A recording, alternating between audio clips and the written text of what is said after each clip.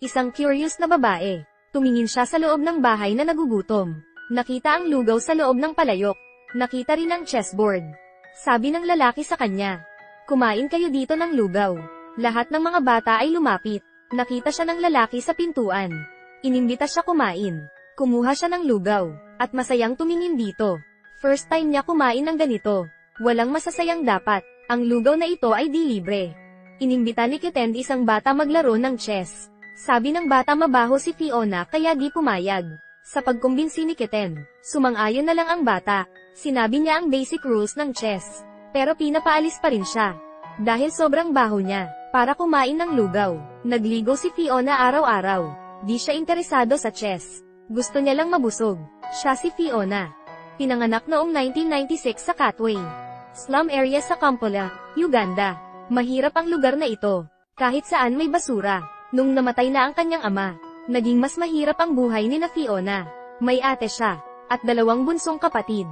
Kahit wala na ang ama, nagpupurisage pa rin ang nanay. Mag-isa siyang nagpalaki ng 4 na anak. Di siya sumama sa ibang lalaki.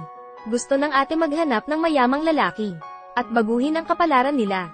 Kahit pinagalitan siya ng nanay, umalis pa rin ang ate at naglayas sa bahay. Mahirap talaga mag-survive. Almusal lang ang kaya nilang kainin. Di nakaaral mga kapatid at si Fiona. Nagbebenta sila ng mais tuwing umaga. Nang nakadiskubre sila ng missionary program, ito ang chance nila makakain. Ang person in charge ay si Kitten. Isa siyang college student. Dahil sa injury niya bilang athlete, naging part-time teacher siya. Gamitin ang PE para magbigay ng hope sa mga bata. Pero mga batang ito ayaw maglaro. Sabi ng mga bata, kung ma-injured wala sila pang ospital. Nagulat si Kitten. Sabi niya, turuan sila maglaro ng di ka ma-injure na laro. International chess. Di alam ng mga bata kung ano ito. Sabi ng guro pwede sila kumita sa larong ito. Pwede rin maging scholar sa college. Interesado mga estudyante. Humiram siya ng abandoned house. At dito siya nagturo ng chess. Di lamang libre dito, kakain ka pa ng free lugaw. Na-attract ang mga mahirap ng mga bata. Si Fiona gusto lamang ng lugaw. Pero sa huli naging interesado na rin siya. Sabi ni Gloria, ang pawn ang weakest piece, 1 square forward lang.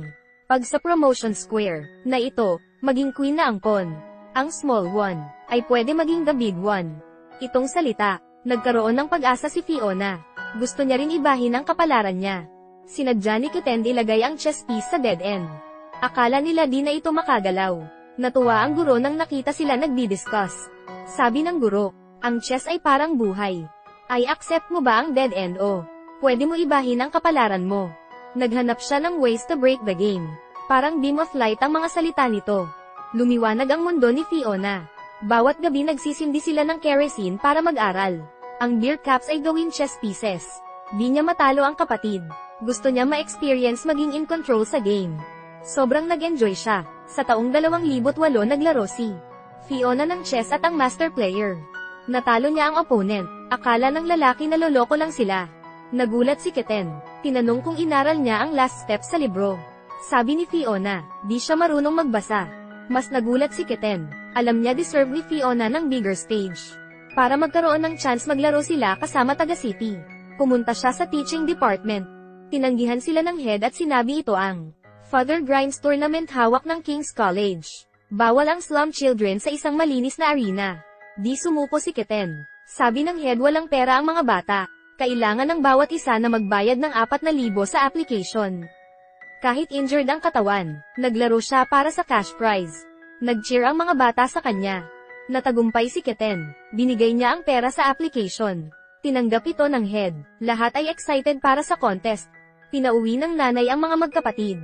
Di naintindihan ng nanay. Akala niya ang chess ay parang gambling. Ayaw niya maliga ang kanyang mga anak. Nag-explain si Kitten na ang chess ay di gambling. Pwede ma-exercise ng mind with discipline. Sabi ng nanay, ganoon din ang labor. Sabi ni Kitten rare ang chance na ito. Pwede sila maka-apply sa mga best schools. Sabi ng nanay, wala naman use sa mga katulad nila. Sabi ni Kitten sa huli, kung pumayag siya maghanap, siya ng paraan makaaral mga bata. Kahit ang cultured ang nanay, alam niya may advantage ang pag-aaral. Pumayag ang nanay. Papunta na sila sa contest. Sobrang excited ng mga bata. Ang mga bata sa slums ay nakita nila ang magandang academy. Natahimik silang lahat. Ito ang first time na makita nila ito. Magandang teaching building, at mga nakauniforme na mga students. Feel nila di sila makafit in. Nung hinanap sila ng guro, lahat ng mga gamit sa kama ay organized. Natulog mga bata sa sahig. Ang mga batang masisipag, pag matutulog sa lupa, mas masarap ang tulog, di ba? Naawa ang guro sa kanila. Nagsalita siya, "Good night, mga bata." Kinabukasan, umiyak mga bata, gusto nila umuwi. Wala pang contest, natatakot sila. Akala nila di nila matalo ang mga mayayaman. Na-encourage sila ng guro. Nagkwento si Keten, may isang gutom na aso naghabol ng isang pusa. Pero di ito makahabol. Tumalon ng pusa sa apoy at tumakas. Ang aso ay bumagsak sa lupa sa pagod. Tanong ko sa aso, "Gutom ka, bakit ka susuko?" Sabi ng aso, "Naghahabol ako sa pagkain lamang." Ang pusa ay tumatakbo para sa kanyang buhay. Tumawa ang mga estudyante. Sabi ni Keten, "Ang mga mayayaman ay parang aso. Di mahirap ang buhay nila. At sila ay mga pusa. Kailangan nila sumikap para mabuhay." Nagkaroon ng confidence mga bata. Magsimula na ang contest. Ang opponent ni Fiona ay ang last champion. Sobrang mayabang ang batang ito. Sabi pa ng head sa guro, "Matalino ka talaga. Ginamit mo talaga ang weak sa strong player namin." Di nagtagal, nataranta ang lalaki. Habang kalmado si Fiona, at natalo ang lalaki. Itong contest, nagkaroon ng gold medal si Fiona. Di siya makapaniwala. Tanong sa guro, sinadya ba ng lalaki na matalo siya? Bakit ko natalo ang isang katulad niya? Sabi nito, "Fact ang nanalo ko." Pagtapos ng contest, tinupad ng guro ang pangako. Hiniling sa asawa turuan si Fiona magbasa at magsulat, para ma-prepare siya sa enrollment. Akala niya magiging okay, pero malas talaga pag mahirap ka. Habang nagbebenta ng mais, nabangga ang kapatid ng isang motorsiklo. Nakatakas ang driver. Nakita na himatay ang kapatid. Nagpatulong siya sa isang tao. Pero ayaw niya itong tulungan. Binigay niya ang medal niya sa lalaki. Sa ospital, sabi ng doktor walang painkillers. Para i-stop ang bleeding, sabi ng nanay diretso na lang itahi ito. "Wag, mama." Narinig ang iyak ng kapatid. Tinakpan ni Fiona ang tenga niya. Nasasaktan ang nanay. Minamadali sila ng ospital na magbayad ng fee. Para makaiwas magbayad, kinuha ng ina ang needle sa kamay ng kapatid. At tumakas sila sa ospital. At dinala ito sa bahay. Tinapon ng landlady mga gamit nila. Nagmakaawa ang nanay sa kanya. Kung pwede mag-extend ng ilang araw. Nasugatan ang kanyang anak, pero tinanggihan sila ng landlady. Naglakad ang pamilya sa lansangan. Hanggang wala ng lakas. Pansamantala silang tumira sa isang sulok. Nais ni Fiona sumuko na lang sa chess. At magtrabaho na lang sa bahay. Nahanap ng guro si Fiona. Nagdala siya ng pagkain at sinabihan huwag sumuko. Pero sabi niya, bakit di susuko? Puro failure naman ang lahat. Di niya maintindihan ang paghihirap nila. Sabi ng guro sa kanya. Bata pa lang siya, iniwan siya ng nanay. Sobrang hopeless niya. Pero dahil sumikap siya, nakaaral siya sa college dahil sa chess. Kaya wag sumuko ng basta-basta. Sumubok lang ulit, maging ganito palagi ang buhay. Dahil sa sinabi ng guro, nagkaroon ng pag-asa si Fiona. No time mag-chess. Nag-aral siya gamit ang utak. Kahit mahirap ang buhay, pero may pag-asa na siya ngayon. Dumating ang ate nila. Nakita ang pagdadamit ng ate. Naaway pa rin ang dalawa. Nagbigay ang ate ng pera. Ang matigas na nanay, di matanggap na pinagpalit ng ate ang sarili sa pera. Nagmakaawa si Fiona na tanggapin ito, para makabili ng pagkain, at makarenta ng tirahan. Tiningnan ang tatlong anak. Ang nanay ay biglang kinuha ang pera mula kay Fiona. Walang siyang choice. Kahit galit siya sa panganay ay dahil ayaw niya magaya sa kanya ang anak. Di niya kayang palakihin mga anak. Nagkaroon sila ng new foothold. Nandoon sila sa di pa tapos na simbahan. Gawin itong bahay nila. Pumasok sila sa loob. Sobrang relieved sila. Nang okay na ang kapatid. Dinala ni Fiona siya ulit sa chess class. Taong 2009. Sa gabay ng kanyang guro, sobrang nag-improve si Fiona. Pag may free time, nag-aaral siya paano magbasa at magsulat. Naglaro si Fiona ng mga iba't ibang contest. Sa una may mga talo at may panalo. Sa huli walang talo na. Malaki at maliit na laro sa Uganda. Lahat ay nakuha niya. Habang naglalaro siya kasama si Fiona, alam ni Kiten di siya ang opponent ni Fiona. Dahil advance ito ng 8 steps kaysa sa kanya. Ito ay pang Grandmaster player level skills. Sabi ng guro, pwede niya ma-represent ang Uganda sa contest.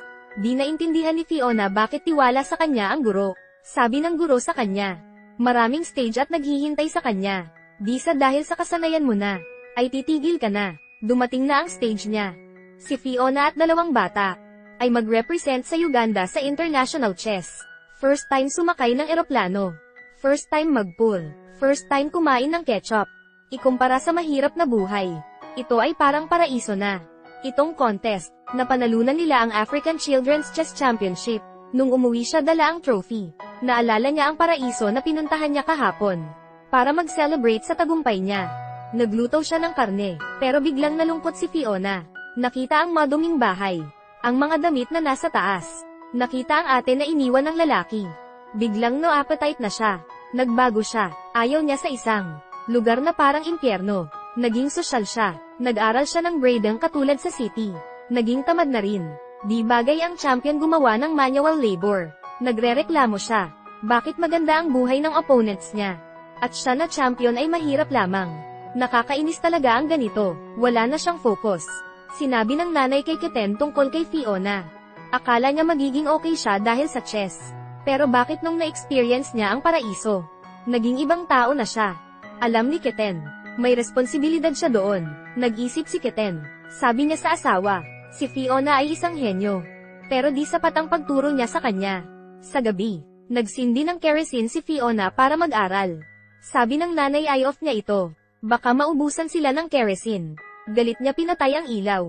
Dahil sa kahirapan, walang magawa ang nanay. Sabi ng kapatid sa nanay. Kung pwede sa next contest, busog siya.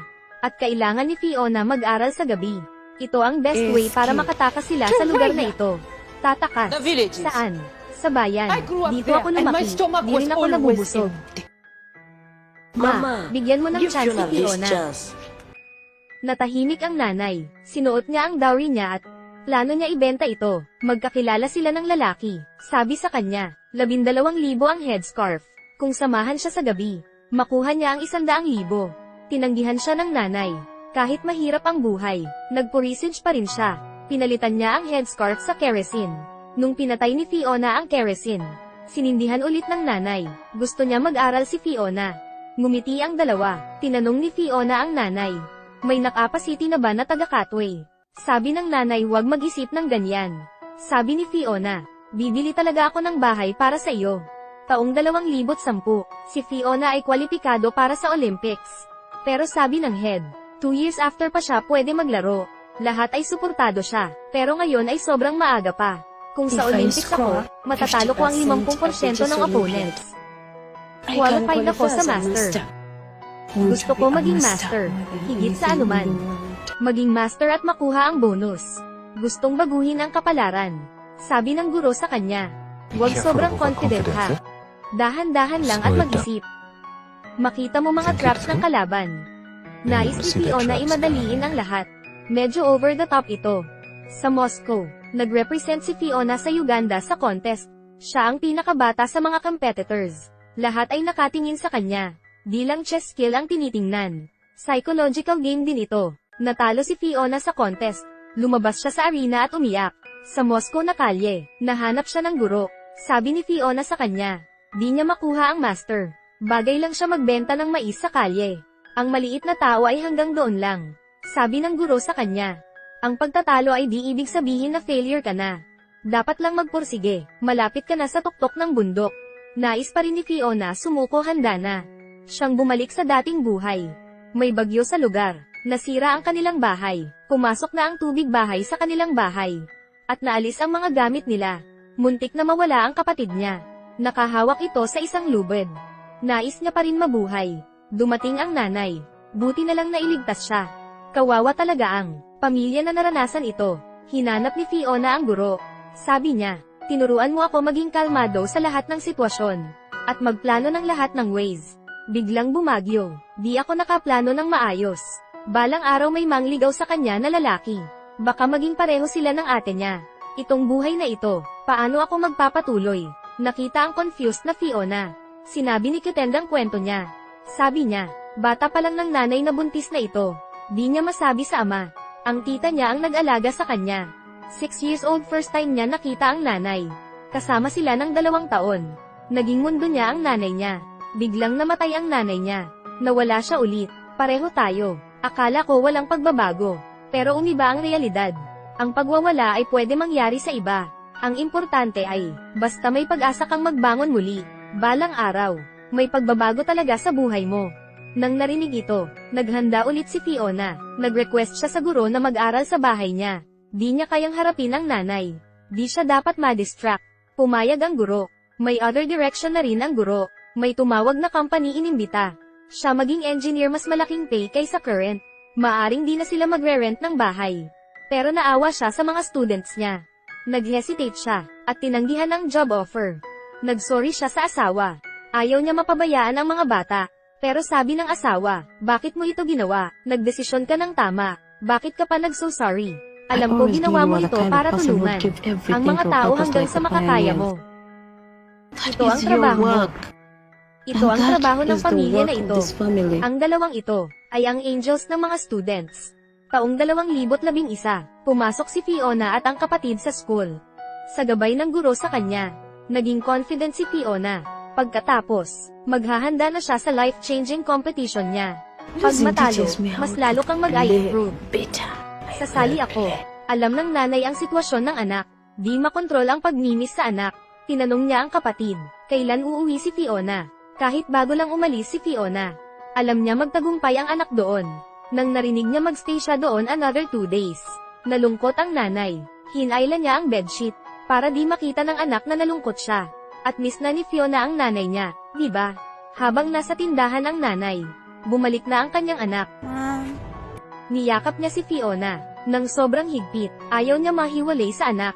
Ikaw ba talaga ang anak ko? Yes, Mama. Oo, Yeah. Nay, ako yon. Nakita ito ng guro pero ayaw siyang distorbohin. Nakita ito ni Fiona. Nagpasalamat ang nanay kay Keten. Pinatayo ng guro ang lumuluhod na nanay. Sabi ng guro, isa kang magaling na nanay. Di mo sinukuan ang iyong mga anak. Kaya nagawa nila ang lahat ng ito. Nakita mga anak nagbibente sa kalye. Nabulunan si nanay. Alam niya sobrang hirap ang pinagdaanan nila. Magsisimula na ang malaking competition. Bago ng laro, binigay ni Fiona ang king piece para magpasalamat sa guro. Sa puso niya. Ang guro ay isang hari. Bumalik si Fiona sa upuan niya. Respect ang contest. Ang opponent. Ang effort mo. Kalmado siya. Siya ang magplano ng buhay niya. Naging queen ang pawn niya. Ang pawn naging queen galing. Natalo ang kanyang opponent. Naging champion siya. Naging matagumpay siya. Nang bumalik siya sa Catway. Ginawa siyang Queen of Catway. Sobrang proud mga tao sa kanya. Itong championship ay shinare niya sa ina, sa guro, at sa lahat ng mga tao dito. Isang taon na lumipas, habang nagwawalis ang nanay. Inimbita ni Fiona ang nanay na lumabas. Umupo sa kotse ng guro. Napaka-misteryoso naman. Di alam ng nanay anong nangyayari. Nang dumating sila, nagulat ang nanay. Nasa bahay na tayo, Nay. Di maiwasan ng nanay na umiyak. Di siya makapaniwala sa magandang bahay na ito. Mula ngayon, di na tayo paalisin. Di na tayo mabahan. Di na tayo magugutom. May kakayahan tayo baguhin ang kapalaran. Unless gusto mo matalo. 2016, nag-graduate si Fiona. Nag-apply siya for college. Siya ang first player in Uganda maging female master sa chess. Si Keten, nagsimula ng 300 chess programs sa Uganda. Naging director. Siya sa sports outreach at naging instructor at arbiter. Ang asawa niya ay patuloy na nagtuturo sa mga bata. Kombinasyon ng kabaitan, pag-asa at pagmamahal. Parang isang mabuting nanay. Nag-coach si Brian ng chess at patuloy nag-aaral. Binago ng mga batang ito ang kapalaran nila. Makikita na, di madali ang buhay. Pero kailangan natin sumikap. Walang mangyayari. Pag nagrereklamo, pupunta ang opportunity sa iyo. Depende sa choice mo. Maging tamad o sisikap ka. Magpursige o sumuko na lang. Bawat hakbang ay meron. Talagang opportunity naghihintay.